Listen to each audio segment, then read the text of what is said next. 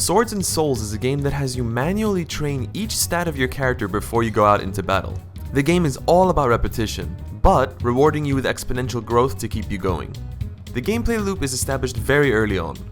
You train via minigames, go out to battle, get money, upgrade your town and gear, and then you repeat.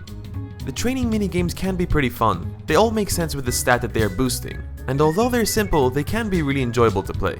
You can also invest money into your training grounds to permanently increase the stat boosts you get from training. In another part of town, you can spend money at a blacksmith to upgrade your current tier of weapons. Speaking of weapons, you actually have a nice selection of melee weapons to choose from. They all have different positives and negatives.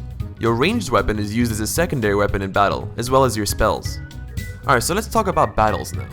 When you feel ready, you head out and play the next level available to you.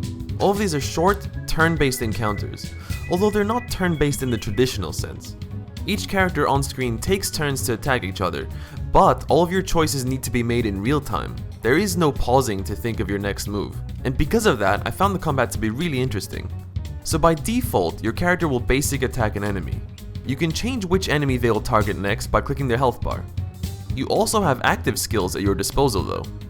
The first one you get in the game is a special attack that varies depending on what weapon you're using.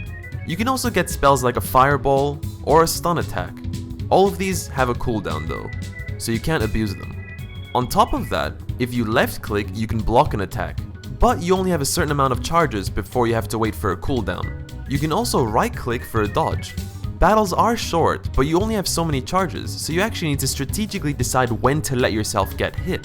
You might want to save your blocks for stronger enemy attacks. On top of that, if you time your block or dodge as soon as the enemy hits you, you get a free counter attack.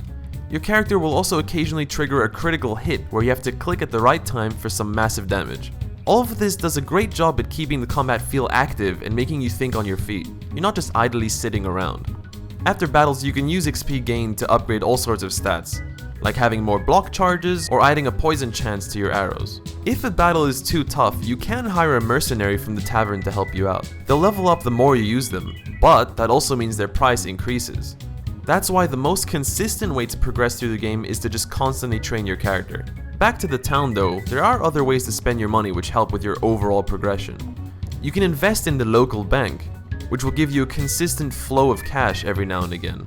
You can also build your house to permanently increase XP gain. Stuff like this definitely makes you feel like you're constantly improving in some way.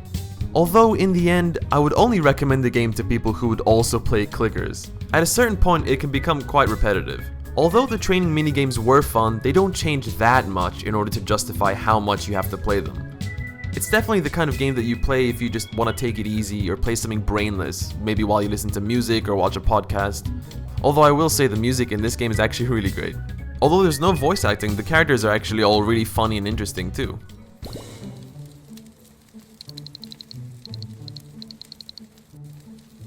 There's not that much dialogue, but when there is, it got a chuckle out of me.